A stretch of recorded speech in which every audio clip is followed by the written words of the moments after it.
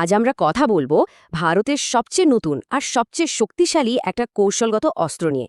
একটা এমন শক্তি যা সবার চোখের আড়ালে থেকে দেশের সুরক্ষাকে একেবারে নতুনভাবে সাজাচ্ছে। কিন্তু ব্যাপারটা ঠিক কি কি এই অদৃশ্য ঢাল, আর কেনই বা এটা এত বেশি গুরুত্বপূর্ণ হয়ে উঠল? সবকিছুর শুরু হয়েছিল ভারতের প্রতিরক্ষামন্ত্রীর এই ছোট্ট কিন্তু অসম্ভব জোরালো একটা বার্তা দিয়ে। এই এক লাইনই যেন ইঙ্গিত দিচ্ছিল যে পর্দার আড়ালে খুব বড় কিছু একটা ঘটেছে। কিন্তু এই অরিদমন আসলে কি? চলুন তাহলে জেনে নেওয়া যাক এই অরিদমন আসলে কি, আর কেন এর আগমন ভারতের জন্য এত বড় একটা মুহূর্ত। কোনো হইচই বা বড় ঘোষণা ছাড়াই একদম নিঃশব্দে এই সাবমারিনটাকে ভারতীয় নৌবাহিনীতে সামিল করা হলো। এটা কিন্তু কোনো সাধারণ সংযোজন ছিল না, এটা ছিল ভারতের প্রতিরক্ষা কৌশলে একটা বিরাট বড় পরিবর্তনের শুরু। এই সাবমেরিনটাকে বলা হয় SSBN। এর মানেটা কি? সহজ করে বললে তিনটে জিনিস। এক, এটা চলে নিউক্লিয়ার পাওয়ারে, যার ফলে জ্বালানির জন্য ওপরে না এসে মাসের পর মাস জলের তলায় লুকিয়ে থাকতে পারে। দুই, এটা নিউক্লিয়ার মিসাইল বয়ে নিয়ে বেড়ায়। আর সবচেয়ে বড় কথা হলো সমুদ্রের গভীর থেকে সেই মিসাইল ছুটতেও পারে, যা একে প্রায় অপ্রতিরোধ্য করে তোলে। আরিদামানকে যা সত্যি সত্যি আলাদা করে তোলে তা হলো এর ক্ষমতা।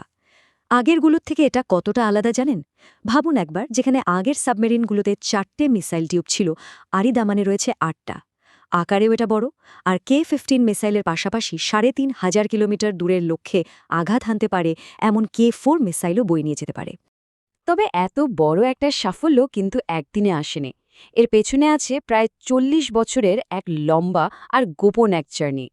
গল্পের শুরুটা কিন্তু সেই 70-এর দশকে একটা গোপন প্রজেক্ট হিসেবে।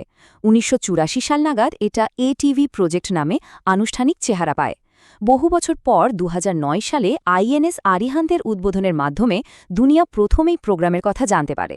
তারপর ধাপে ধাপে 2016, 2024 আর অবশেষে 2026-এ অ্যারিদামানকে হাতে পাওয়ার মধ্যে দিয়ে ভারত এই যাত্রার একটা নতুন শিখরে পৌঁছালো।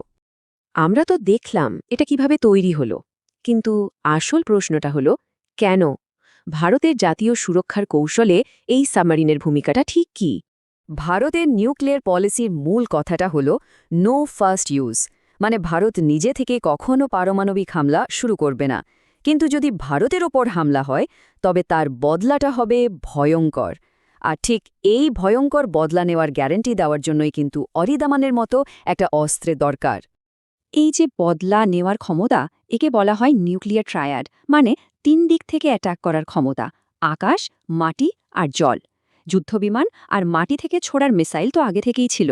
আরিদামানের মতো একটা SSBN এই ত্রিভুজের জলের নিচের দিকটা সম্পূর্ণ করে আর পুরো সিস্টেমটাকে প্রায় দুর্ভেদ্য করে তোলে। তাহলে চলুন এবার একটু ভেঙে দেখা যাক যে INS আরিদামান ঠিক কি কাজ করে আর কিভাবে পুরো খেলার নিয়মটাই বদলে দিচ্ছে। এর সবচেয়ে গুরুত্বপূর্ণ কাজ হল সেকেন্ড স্ট্রাইক গ্যারান্টি। ব্যাপারটা ভাবুন একবার, যদি কোনো শত্রু প্রথম আঘাতেই ভারতের মাটির উপর যা কিছু আছে সব ধ্বংস করে দেয়, তাহলেও কিন্তু খেলা শেষ নয়, কারণ সমুদ্রের গভীরে লুকিয়ে থাকা আরিদামান থাকবে একেবারে অক্ষত, আর সেখান থেকেই পাল্টা হামলাটা নিশ্চিত করা যাবে। এই ভয়টাই যে কোনো হামলাকে শুরুতেই রুখে দেয়। নিউক্লিয়ার যুদ্ধের বাইরেও সাধারণ যুদ্ধের এর ভূমিকা বিশাল। এটা শত্রুপক্ষের সমুদ্রপথ আটকে দিয়ে তাদের অর্থনীতিকে একেবারে অচল করে দিতে পারে। যেহেতু প্রায় 90% বাণিজ্য আর জ্বালানি সমুদ্রপথে আসে, তাই এই ধরনের অবরোধ কোনো গুলি না চালিয়ে একটাও মিসাইল খরচ না করে প্রতিপক্ষকে আলোচনায় বসতে বাধ্য করতে পারে। এরপর আসে সাইকোলজিক্যাল ওয়ারফেয়ার বা মনস্তাত্ত্বিক চাপ। শত্রু জানে জলের তলায় কোথাও একটা ঘাতক লুকিয়ে আছে, কিন্তু ঠিক কোথায় তা জানে না। এই না জানা ভয়টাই প্রতিপক্ষের যে কোনো সামরিক পরিকল্পনাকে সবসময় প্রশ্নের মুখে ফেলে দেয় আর তাদের চাপে রাখে। আর সবশেষে এর একটা বড় ভূ-রাজনৈতিক ভূমিকাও আছে। ভারত মহাসাগরে এর উপস্থিতি চীনের মতো বড় শক্তির কৌশলগত হিসেব নিকেশকেও জটিল করে তোলে, যা এই অঞ্চলে ক্ষমতার ভারসাম্য বজায় রাখতে একটা বড় ভূমিকা পালন করে। সব মিলিয়ে ছবিটা বেশ পরিষ্কার। শান্তিকালীন পরিস্থিতি থেকে শুরু করে ছোটখাটো যুদ্ধ, এমনকি পুরোদস্তুর নিউক্লিয়ার সংঘাত পর্যন্ত, পরিস্থিতি যাই হোক না কেন, অরিদামান ভারতের চূড়ান্ত রক্ষাকবচ হিসেবে কাজ করার জন্য তৈরি। আর এই প্রযুক্তিগত এবং কৌশলগত সাফল্যের সাথে সাথে ভারত ঢুকে পড়েছে বিশ্বের এমন একটা ক্লাবে যেখানে সদস্য সংখ্যা হাতে গোনা। মাত্র 6। হ্যাঁ, ঠিকই শুনছেন। গোটা পৃথিবীতে মোটে ৬টা দেশের কাছে এই এসএসবিএন চালানোর মতো প্রযুক্তি আর ক্ষমতা আছে। এই তালিকায় ভারতের নাম থাকাটা দেশের প্রযুক্তিগত আর কৌশলগত দক্ষতার এক বিরাট বড় প্রমাণ। তো সব মিলিয়ে দাঁড়ালোটা কি?